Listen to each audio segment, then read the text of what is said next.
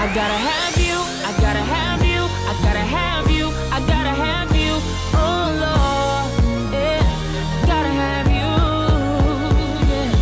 yeah. Almost 40 years ago, my dad died in the community that the facility is in, and we moved away. My mom vowed to never go back to that community, but then she continued to see people suffering, and so she went back and said, God, you delivered me out of it, but I want to go back and restore that community. So when she died in 2007, it was my plight to not only make sure that the work continued, but that God would see fit to use me in the capacity that I could give. So I started Hope for Harvest with so many wonderful people who really have the same passion that I have, and sometimes you have to present a dichotomy of people to bring the young folks in, and sometimes it ain't church people.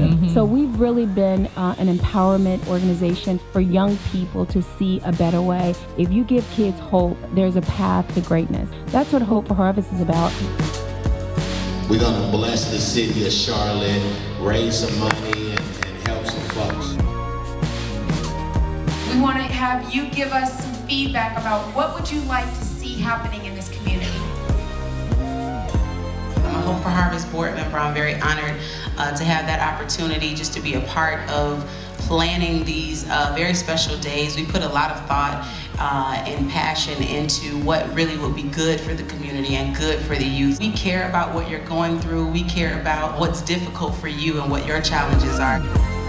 I'm really happy to be here. I had the privilege of knowing Catherine's mom. What made her extremely special to me, though, was her passion to give to other people. And I think that's something that a lot of us forget. So it's an honor for me to be here to give back to you, our future. I'm just excited to give back because this reminds me of when I was inspired as a kid and what the lessons I took with me as I got older and pursued a career. So it's important for me to do the same for you guys. So thank you for having me. Everybody has a purpose.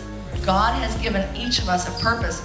We may not see it, but you know in your heart that you have a reason for being here. Respect your voice and understand that you have a voice and that you can be the change that you want to see. But it has to start with you, with just one individual. We're going to close this out with one of my favorite quotes by Willie Jolly. A setback is a set up for a comeback. When you have a platform, use it to help the kingdom, and that's all I've ever tried to do.